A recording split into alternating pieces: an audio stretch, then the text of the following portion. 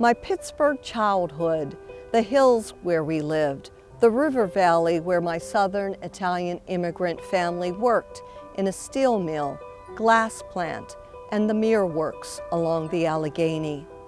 My name is Paola Corso. I'm a poet and a fiction writer whose books are set in my native Pittsburgh, where my Southern Italian immigrant family worked in the steel mills. I'm also a co-founder with poet and translator Andrew Edwards of Step and Stanzas.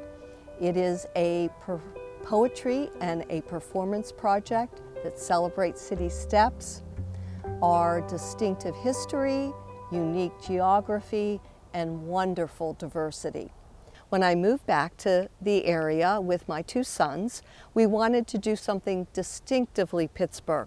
So we participated in a step cleanup.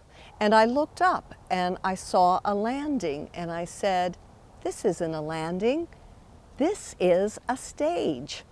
I saw the steps and thought, these are really stadium seats, and there could be poets and artists and dancers and musicians on these steps performing for people in the community to celebrate our environment, our sense of place, and our community and what we hold in common, because steps connect neighborhoods as well, as we know. So they bring people together.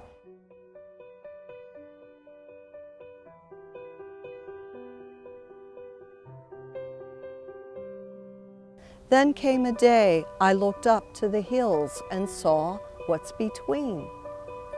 Steps.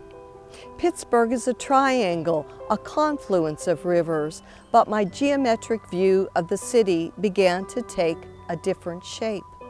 The perpendicular, where horizontal meets vertical, city steps and steps in the city. People climbing them, sitting on them, shoveling and painting them. Steps to admire for their architectural beauty. Steps my grandfather, a stonemason from Sicily, built.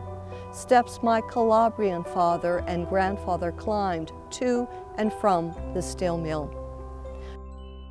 You know, there are those that remember the time when steps, like my grandparents, were using these steps to get down to the mill. That's how it all began, right? These steps were built for the mill workers at the top of the hill where they lived to the riverbank, to the mill. But today, as we know, that has evolved in our post-industrial city. We have people that are climbing these steps because they want to lower their carbon footprint. They want to get out into the environment and look at this as a step master and get their exercise. I interviewed somebody and wrote a poem who was recovering from heart surgery. And so she was had climbed these steps a lot to meditate. She would stop at a monastery and climb them to keep herself physically fit. I think the use will continue to evolve, that we are beyond the time when a worker lived up on the hill and there was a mill that was running at the base. We know that we've passed that period of time, but it's so exciting. I think we're just beginning to really step into our sense of green, appreciating our environment, appreciating these steps, and seeing them for recreational purposes. There's really nothing to hold us back from envisioning these as a park that some cities have done, for example, and planting on these steps, painting them. There's a beautiful mosaic in the South Side that artist put together with the help of the community. These can be canvases, they're stages, they are platforms for expressing our appreciation for our city and this geography. And that these steps were built for a reason, and that's evolving, and that's okay.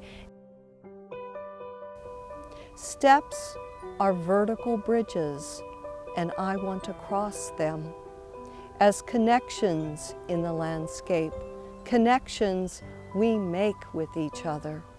that middle ground where we meet. For the artist, a set of stairs is a set of stairs, and I don't care if they're decrepit or not. They still start at the bottom and they reach up and to the heavens, if you will. So that doesn't change. That doesn't change.